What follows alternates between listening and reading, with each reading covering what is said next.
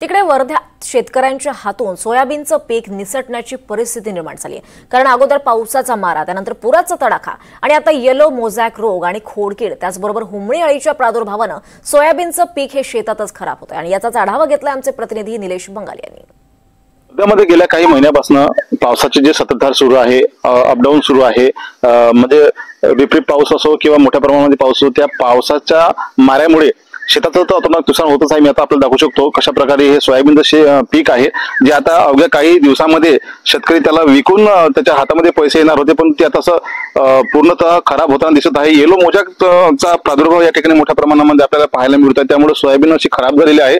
दोन प्रकारे मारा झालेला आहे पिकावर, एक तर येलो मोझॅक आहे, तिकडे हुमणी अळी आहे आणि आता पावसाचाही पाण्याचाही पूर्ण मारा आहे। पाण्यामुळे जसं पूर्ण चिखल शेतामध्ये झालेला आहे आणि अशा स्थितीमध्ये शेतातील पिकाला जगवणं हे शेतकऱ्यासाठी एक मोठं आव्हान ठरतं। त्यामुळे मोठ्या प्रमाणामध्ये शेतकऱ्याचं नुकसान होताना पाहायला मिळत आहे। आपल्यासोबत काही शेतकरी आहे, बोलण्यासाठी आपण बोलण्याचा प्रयत्न करूया।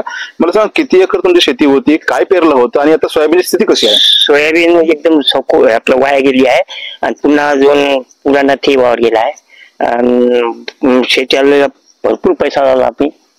काय रोग कोणता गेलाय असं वाटतं तुम्हाला? रोग आता आम्हाला कळूनच नाही राहिलं ते कोणता रोग आहे आता। बरोबर, काय स्थिती आहे पिकाची शेतामधल्या? पिकाची स्थिती म्हणजे हुमणी अळी आणि खोडकिड्याचा प्रादुर्भाव आहे।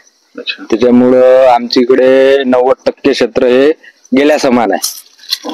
आणि तुम्ही किती शेतामध्ये लागवड केली होती, काय स्थिती आहे आता? आम्ही एकूण 4 एकर मध्ये सोयाबीन पेरलं होतं आणि 4 एकरामध्ये दानाही होत नाही, अशी स्थिती आहे। मोठी गंभीर स्थिती आहे। अजून काही कास्तकार बोलण्याचा प्रयत्न करूया। मला सांगा, तुमच्या शेतामध्ये काय तुम्ही पेरलं होतं, आता स्थिती कशी आहे पिकाची? माझ्या शेतामध्ये सोयाबीन होती, पूर्ण गेली ती।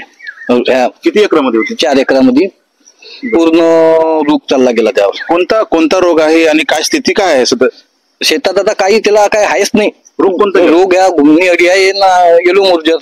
इतकी बिकट स्थिती या ठिकाणची आहे। त्यामुळे वर्धा जिल्ह्यातील आता आष्टी तालुक्यामधील काही शेतामध्ये आपण आज होतो आणि शेतकऱ्याची व्यथा आपण जाणून घेतली आहे। त्यामुळे एकंदरीत या सर्व विषयाला अनुसरून तात्काळ शेतकऱ्यांना मदत करणे गरजेचे आहे।